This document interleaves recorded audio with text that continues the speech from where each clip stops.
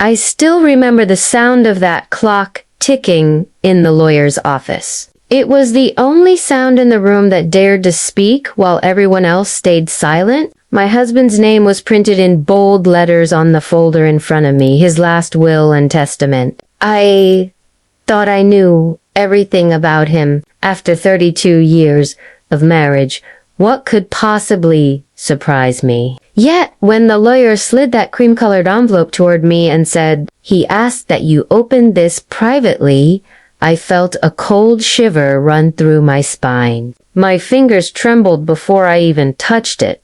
He had passed only 10 days ago. The house still smelled like his aftershave. And every night, I still turned toward his side of the bed, half expecting his breath against my shoulder. I wasn't ready to say goodbye, let alone find out what secrets he had taken with him. The lawyer's eyes held sympathy, but curiosity too. "Take your time," he whispered. I nodded, clutching the envelope like it was something sacred or dangerous. Maybe both.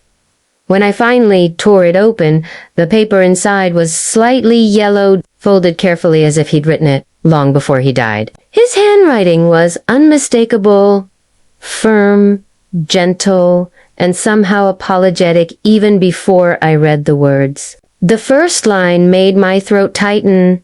"If you are reading this, it means I never found the courage to tell you the truth face to face." My eyes blurred, but I kept reading. My heart began to pound like a trapped bird trying to escape.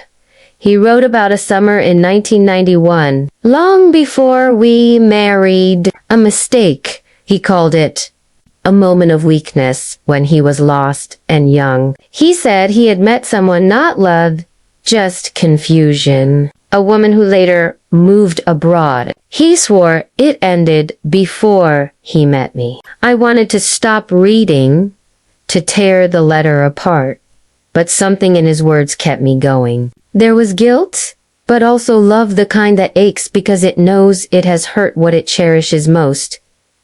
As I read further, the story turned darker. "She had a child," the letter said, "and though I never saw him, I knew he was mine." My hands froze. The paper fell slightly, and the room began to spin. My husband, the man I trusted with my soul, had a son I never knew about. For a few moments, I couldn't breathe. All the birthdays, anniversaries, quiet dinners, every memory cracked like fragile glass. Still, I picked the letter up again. There was more. He explained how he tried to find the boy years later, but the woman had vanished. She never asked for money, never made contact again. "I built a life with you," he wrote, "but I built it on silence. I wanted to tell you, but I couldn't bear the thought of losing you." His honesty came too late, and yet it was painfully sincere. I hated him for writing it, but I also loved him for finally being brave enough to.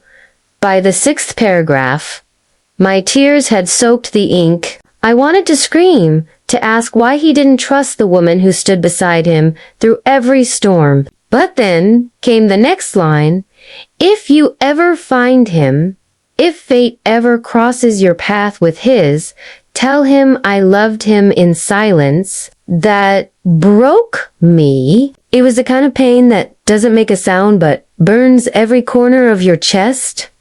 The lawyer asked softly, "Is everything all right?" I couldn't answer. I folded the letter carefully and pressed it against my heart. "He lied to me," I whispered, "but he also loved me more than I'll ever understand." I stood up, thanked the lawyer, and walked out into the gray afternoon. The wind felt colder than usual, as if the world had shifted slightly, as if nothing would ever feel the same again.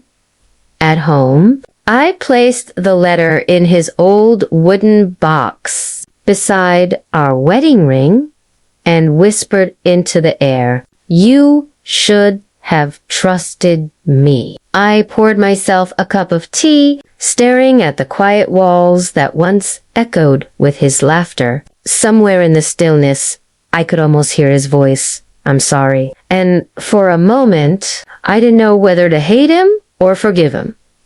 Later that night, I found myself scrolling through old photos. There he was, smiling, holding my hand, looking at me like I was his whole world. Maybe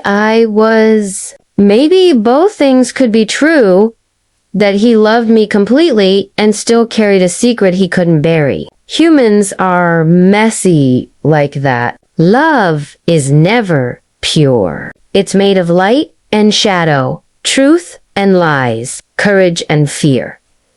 Asterisk, the next morning, I woke up with the same heaviness pressing on my chest. I sat by the window, staring at the garden he once loved to tend. The roses had wilted. The soil looked dry. It felt symbolic somehow, like our marriage had bloomed beautifully but hid its own thorns beneath the petals. I wanted to hate him.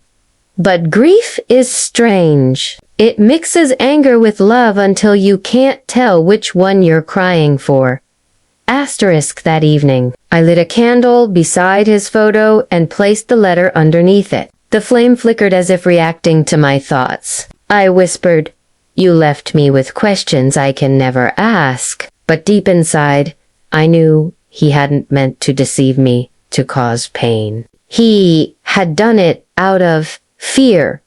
Fear of losing the one person who had stayed through everything. Fear is such a quiet destroyer. It never shouts. It just keeps secrets. Asterisk, for days, I carried the letter everywhere. Sometimes I read it again. Sometimes I just touched it and felt his presence through the paper. It was as if the letter had become his last heartbeat, echoing in my hands. Each word cut deeper, but at the same time, each sentence seemed to build a bridge between what he was and who I am now. I realized that maybe this letter wasn't just about confession, it was an invitation to forgive. Asterisk, a week later, I decided to visit the place where we first met, a small cafe near the sea. The same corner table still stood there, old and silent. I sat down, ordered his favorite coffee, and let the ocean wind touch my face. I imagined him walking through that door again, smiling with that nervous charm he had on our first date. For the first time since he passed, I smiled too, through tears, but still a smile. Asterisk, that night, I wrote him back, not a real letter, but words that poured straight from my heart. You should have trusted me with your truth. But I forgive you, not because you deserve it, but because I deserve peace. I folded the paper and placed it in his box beside the original letter. Somehow, it felt complete, as if the conversation we never had finally found its voice. Asterisk, weeks turned into months. Life began to move again, slowly, quietly. I started volunteering at a children's home, helping kids who didn't know their fathers. One day, I saw a boy with the same eyes as my husband. For a split second, time froze. He looked up at me, smiled, and said, "Are you okay, man?" My throat tightened, but I smiled back. Maybe it was a coincidence, or maybe life was giving me a chance to heal in its own mysterious way. Asterisk, sometimes at night, I dream that I meet his son. I don't see his face, but I feel the warmth of his presence, as if forgiveness travels through bloodlines. Maybe I'll never know the truth, but maybe that's the beauty of life. We don't need all the answers to keep loving. We just need courage to forgive what we cannot change.